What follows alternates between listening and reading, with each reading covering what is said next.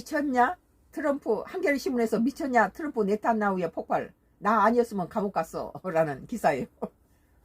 내 말이 아니에요. 트럼프가 그랬다는 거예요.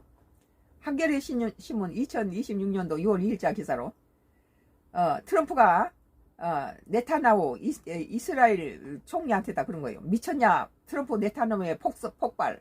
나 아니었으면 너 감옥 갔어. 라는 기사입니다. 썬가 크루스 나의 정치 코멘트를 하겠습니다.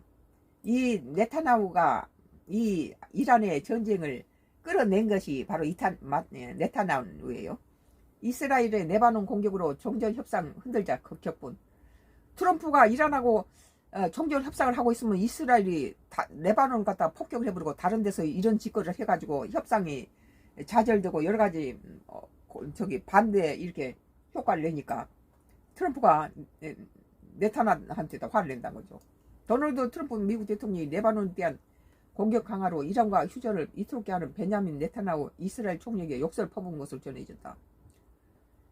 트럼프는 1일 네타냐후와 통화해서 그에게 미쳤다, 배은망덕하다 비난했다고 엑시오스가 미국 관리들을 이용해 보도했다. 네타냐후가 트럼프가 휴전을 위해서 굉장히 공들여 놓으면 뒤통수 치는 짓을 지금 몇 번 했어요. 이 사건 말고도 여러 번 했다고 난 지금 기억해요. 앞서 이란은 이스라엘의 레바논 공격을 문제 삼아 미국과 정전협상 메시지 교환을 중단한다고 발표했다. 트럼프는 이 통화에서 이스라엘 베이루트 폭격 계획을 중단시키고 이런 식으로 가면 이스라엘은 국제적으로 더 고립할 것이라고 경고했다. 또 네타냐후 부패 재판 당시 자신이 도와준 일을 언급하며 내가 아니었으면 감옥에 있었을 것이라고 직설적으로 비난했다. 또 다른 소식통에는 따르면 트럼프는 네타냐후에게 도대체 뭐하는 거냐라고 과물치기도 했다. 트럼프가 이렇게 종전 협상으로 끌어놓으면 네타냐후가 뒤에서 뒷부 쳐버린다는 거죠. 트럼프는 네타냐후 설득으로 이란 전쟁을 시작한 것으로 알려졌다.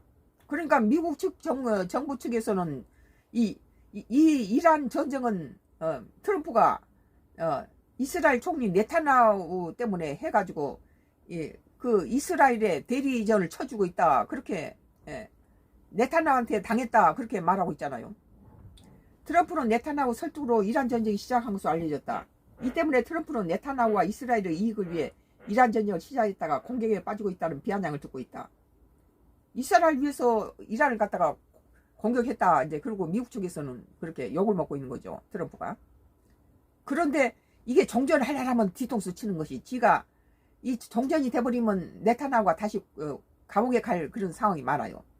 그러니까 전쟁이 끝나면 네타냐후 입장에서는 안 되는 거죠.